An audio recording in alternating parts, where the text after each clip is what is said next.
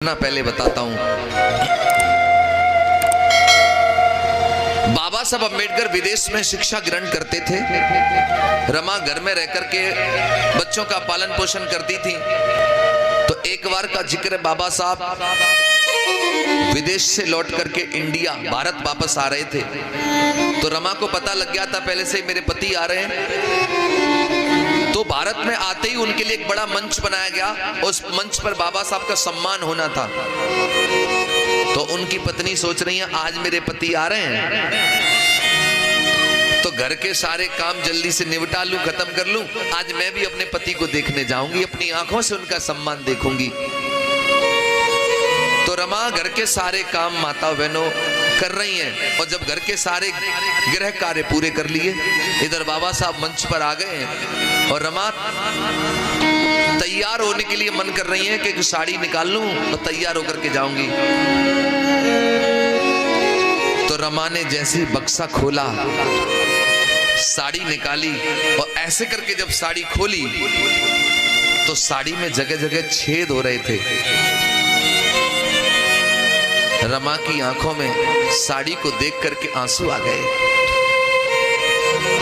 रमा सोचने लगी मेरे पति का मंच पे सम्मान होगा और ये फटी हुई साड़ी में पहन के जाऊंगी तो मेरे पति की बेइज्जती ना होगी। लेकिन मेरे पास तो एक अच्छी साड़ी नहीं है पहनने के लिए, अब मैं क्या पहन के जाऊं? और मुझे पति का सम्मान देखना ही है।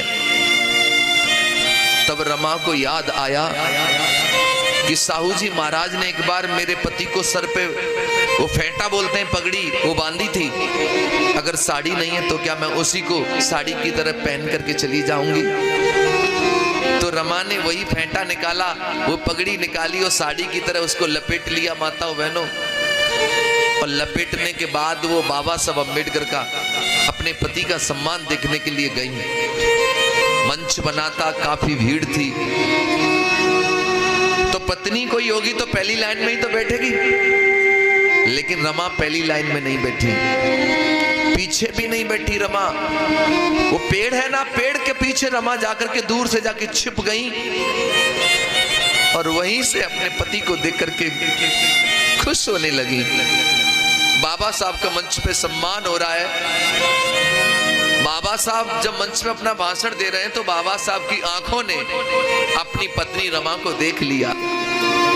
जब रमा को देख लिया तो बाबा साहब मंच से नीचे उतर के गए, जाकर के पास में पहुंचे तो देखा ऊपर से नीचे रमा के तन पे तो एक साड़ी नहीं है। रमा वो पगड़ी को, कपड़े को लपेट करके आई है। बाबा साहब ने अपनी पत्नी के हाथ अपने हाथों में ले लिए, कहने लगी बाबा साहब रमा मुझे माफ कर देना, मैं तुम्हारा बड़ा अभागा पति हूं जो तुम्हें एक अच्छी सी साड़ी नहीं पहना पाया। रमा ने तभी क्या किया, एक उंगली साहब के ओठों पे रख दी, बोली साहब सब कुछ कहना लेकिन ये मत कहना कि आप मुझे एक अच्छी साड़ी नहीं पहना पाए। रमा कहने लगी साहब अगर आज मैं आपसे कुछ मांगू तो क्या मुझे दोगे? बाबा साहब कहने लगे अरे रमा वैसे भी तूने मुझसे अब तक मांगा ही क्या है, मांगो रमा, क्या मांगना चाहती हो मांगो, आज जो तुम मांगोगी मैं वो तुम्हें दूंगा। बाबा साहब सोच रहे थे रमा कोई गहना मांगेगी, अच्छी साड़ी मांगेगी, ऐसा कुछ मांगेगी। तब रमा ने कहा साहब यदि आप मुझे कुछ देना चाहते हो तो मैं केवल इतना मांगना चाहती हूं कि रमा एक सुंदर साड़ी पहने न पहने, दुनिया में भारत में ऐसा काम करके जाना मेरे साहब जी कि रमा एक अच्छी साड़ी पहने न पहने, लेकिन भारत में रहने वाली हर महिला, हर औरत, हर रमा एक सुंदर साड़ी पहने, बस इतना सा काम करके तुम चले जाना। बाबा साहब कहने लगे अरे पगली क्या मांग लिया तूने? मैं तो सोच रहा था तुम मुझसे गहने मांगेगी, कपड़े मांगेगी, लेकिन तूने क्या मांग लिया? माताओं बहनों मैं तुम्हें यह कहना चाहता हूं कि आज तुम्हारे तन पर जो सुंदर साड़ी दिखाई दे रही है ये तब तुम्हारे तन पर एक सुंदर साड़ी है क्योंकि रमा ने कभी अच्छी साड़ियां नहीं पहन पाई, लेकिन बाबा साहब तुम्हें अच्छी साड़ियां पहनने का मौका दे गए। रमा के पास तो एक सुंदर साड़ी नहीं थी, लेकिन तुम्हारे पास इतनी साड़ियां हैं आज कि अलमारी का जब दरवाजा खुलता है तो साड़ियों की कतार आंगन में गिर जाती है और तुम सोच में पड़ जाती हो कि इसमें से कौन सी पहनूं। इतनी साड़ियां तुम्हारे पास हैं। लेकिन बाबा साहब की पत्नी तो उन दिनों गर्दिश में जी और अपना पूरा जीवन समाज के लिए लगा गई, तुम्हारे लिए सब कुछ कर गई। ऐसी थी रमा। लेकिन बड़ा दुख होता है मुझे, लेकिन बाबा साहब अम्बेडकर की चर्चा होती है तो 500 रुपए आदमी दिखाता है तो एहसान करता है कि मैंने 500 दे दिया, मैंने 200 दे दिया। अरे तुम्हारे 200 ज्यादा है कि बाबा साहब का जीवन ज्यादा है, रमा का जीवन ज्यादा है।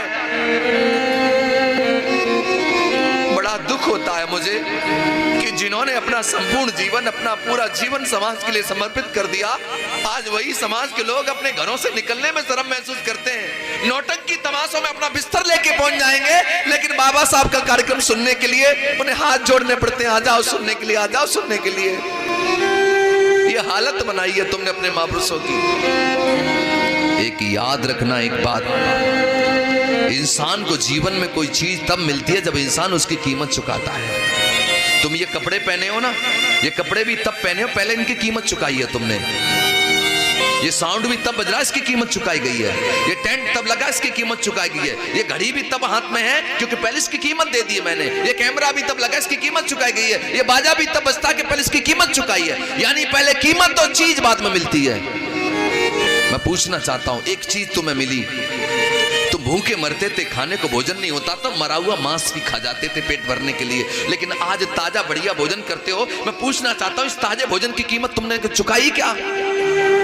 पानी के लिए तुम तरस जाते थे, पीने को पानी नहीं मिलता था, लेकिन आज बिसलरी का पानी पीते हो, क्या इसकी कीमत तुमने चुकाई? मान सम्मान तुम्हारी जिंदगी में नहीं था, कमर में झाड़ू, गले में हांडी होती थी, लेकिन आज गले में मालाएं पड़ती है, सम्मान होता है, क्या इसकी कीमत तुमने चुकाई? मैं पूछना चाहता हूं, आप लोगों को गाड़ियों में बैठने का कोई अधिकार नहीं था? बाबा साहब जब एक बार अपने गोरे गांव जा रहे थे तो रात हो गई थी, बैलगाड़ी वाले ने बिठा लिया सूट बूट देख करके, रास्ते में जात पूछ ली कौन जाति के हो? बाबा साहब ने कहा माहर जाति का हूं। रास्ते में गाड़ी रोक करके बाबा साहब का सामान नीचे फेंक दिया, उतर नीचे। मैंने तो कोट पैंट में समझ लिया था कसाद अच्छे घर का होगा, तू तो नीच जाति का है। बाबा साहब ने कहा अंधेरा हो गया, मैं कहां जाऊंगा, मुझे ले चलो।